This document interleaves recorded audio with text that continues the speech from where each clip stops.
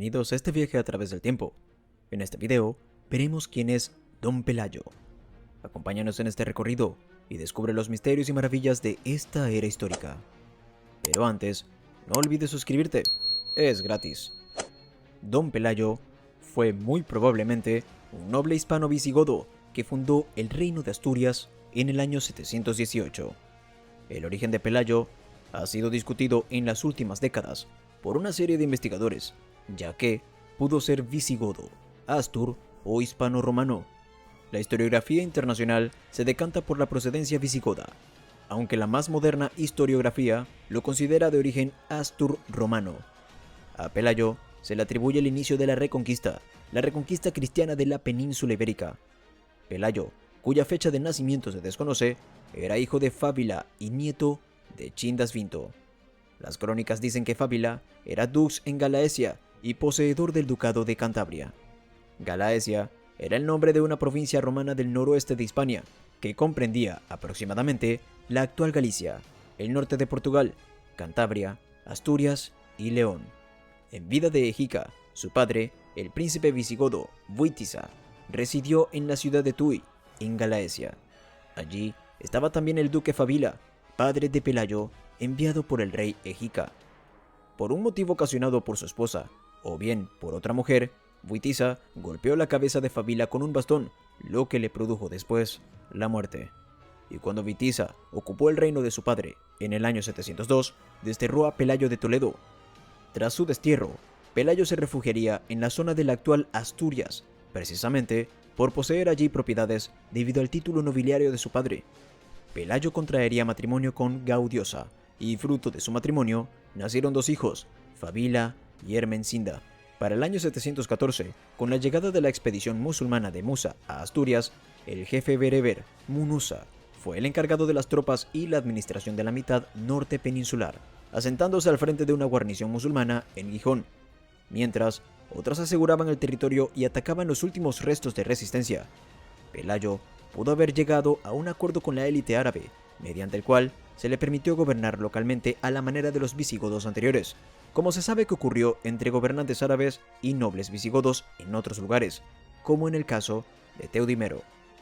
En un punto de la historia, Munuza, el gobernador bereber, se sintió atraído por la hermana de Pelayo, la bella Adosinda. Ante la oposición de Pelayo a las pretensiones amorosas de Munuza, este envió un mensaje a su comandante Tariq ibn Ziyad, a quien le ordenó capturar a Pelayo y enviarlo a Córdoba. Sin embargo, para el año 718, Pelayo retornó a las montañas de Asturias, donde, y quizás, debido a sus orígenes nobiliarios, fue elegido princeps o líder de los astures por los magnates locales al estilo visigodo. Hay varias hipótesis sobre el porqué de su elección. Entre ellas, destacan las siguientes. Una dice que Pelayo era godo, hijo del dux cántabro Fábila, y que a raíz de las alianzas establecidas por su padre, esto habría permitido que fuese elegido como príncipe por los astures en el concilio del monte Auceba. Otra dice que la transmisión del poder en el seno de la monarquía asturiana se llevaba a cabo siguiendo unas reglas de origen celta. Se aduce entonces al matrimonio con Gaudiosa. Así, la mujer a menudo transmitía derechos hereditarios al marido, como sucede en los casos de los reyes Alfonso I y Silo, que accederían al poder gracias a sus esposas Ermesinda y Adosinda, respectivamente, ambas de la familia de Pelayo. Fuere como fuere, el príncipe Pelayo estableció su capital en Cangas de Onís y entonces se rebeló. Los primeros actos de Pelayo fueron negarse a seguir pagando la jizya, o impuesto a los no musulmanes, y atacar las pequeñas guarniciones omeyas que habían estado estacionadas en la zona. Este tipo de rebeliones de las autoridades locales contra sus superiores formaron un tema bastante común en la España visigoda. Tras unos años de mutuo hostigamiento, Munuza envió un destacamento de tropas al refugio de Pelayo, en Piloña, con el fin de detener su rebelión, pero Pelayo ya se había movilizado.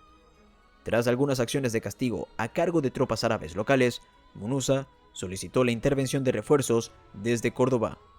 Las fuerzas islámicas estaban concentradas en atacar Narbona y la Galía, y había escasez de mano de obra para sofocar una insurrección intrascendente en las montañas. Sería una derrota omeya en otro lugar, lo que probablemente preparó el escenario para la batalla de Covadonga.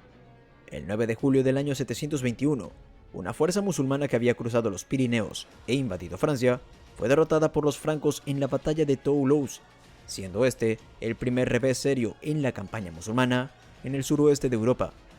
Reacio que las tropas regresaran a Córdoba con tan malas noticias, el valí Omeya Anbasa decidió entonces que sofocar la rebelión en Asturias en su camino a casa proporcionaría a sus tropas una victoria fácil y les elevaría la moral.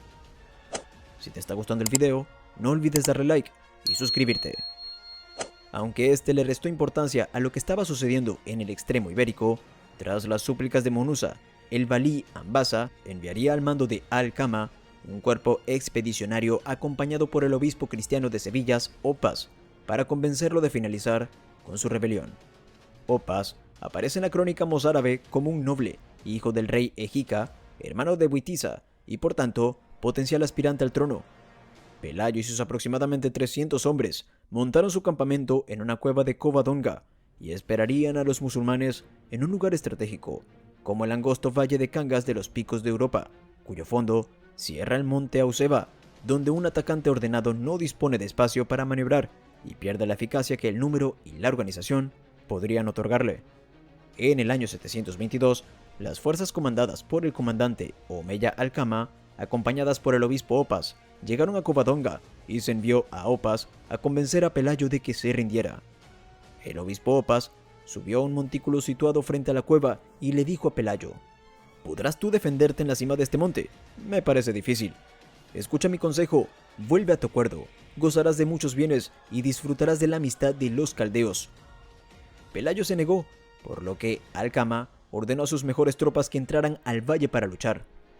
Los hombres de Pelayo dispararon flechas y lanzaron piedras desde las laderas de las montañas y luego, en el momento culminante, este condujo personalmente a algunos de sus soldados al valle, donde terminaron con la batalla. Se habla de cerca de 1200 bajas musulmanas. El propio Alcama halló la muerte en este lance, mientras que el resto de sus fuerzas, en retirada, sufrieron grandes pérdidas en su desordenada huida.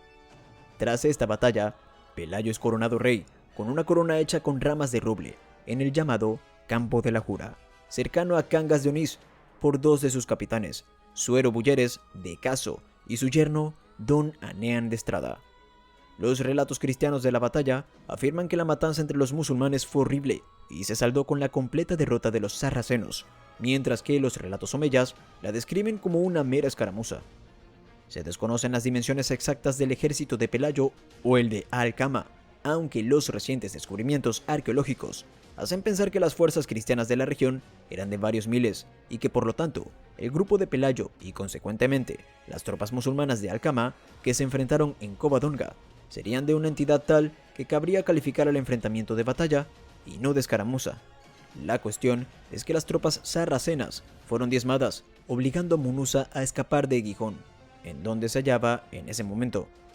Cuentan las crónicas que, tras la derrota de Covadonga, Munuza salió huyendo con sus fuerzas, probablemente por temor a que la gente de Gijón se uniera a la revuelta o por miedo a que las tropas asturianas, que habían derrotado a las tropas de Alcama, le dieran alcance en la ciudad. Tras abandonar la ciudad, Munuza y sus fuerzas intentaron salir de Asturias por el puerto de la Mesa, mientras que Pelayo y las tropas victoriosas de Covadonga hacían marchas forzadas para cortarle la huida hacia la meseta, siendo Munuza y sus tropas nuevamente derrotadas, siendo muerto Munuza en el combate cerca de la moderna ciudad de Proaza, en Olalíes, actual concejo de Santo Adriano. Pelayo se apoderó de Gijón sin mayor esfuerzo, una vez que las tropas musulmanas y Munuza habían intentado huir y habían sido aniquiladas en el intento. Al divulgarse por tierras musulmanas la noticia de la toma de Gijón, muchos cristianos se unieron al ejército de Pelayo. Como reseña de la importancia de la muerte de Munuza, cabe destacar que era el general al mando de las tropas al norte de la península ibérica y que su muerte se podría considerar de bastante trascendencia dentro del organigrama militar musulmán de la época. Sin embargo, el triunfo de la revuelta no llevó a Pelayo a establecer su corte en Gijón, que era la ciudad más importante de la Asturias bajo imperial, sino que siguió asentado en Cangas de Onís. Esta urbe está situada en las estribaciones de los picos de Europa. La inseguridad de la situación de Pelayo le hacía aconsejable refugiarse en un territorio montañoso que fuera poco accesible para las aceifas musulmanas. Eso sí, Una vez que décadas más tarde se consolidara el reino, la sede regia fue trasladada sucesivamente a Pravia por el rey Silo, esposo de Adosinda, nieta de Pelayo, y posteriormente a Oviedo. Pelayo reinó durante 18 o 19 años, hasta su muerte en el año 737, cuando fue sucedido por su hijo Fábila. El rey Don Pelayo falleció de muerte natural en su corte de Cangas de Onís. Después de su defunción, su cadáver recibió sepultura en la iglesia de Santa Eulalia de Abamia, situada en la localidad asturiana de Abamia, en la que previamente había sido sepultada su esposa, la reina Gaudiosa, y situada en las inmediaciones del pueblo de Corao, cerca de Cangas de Onís. Sus restos fueron trasladados por el rey Alfonso X de Castilla a la Santa Cueva de Covadonga, al igual que los de su esposa Gaudiosa y su hermana. Si te gustó este video, no olvides suscribirte y activar las notificaciones para ver más contenido como este.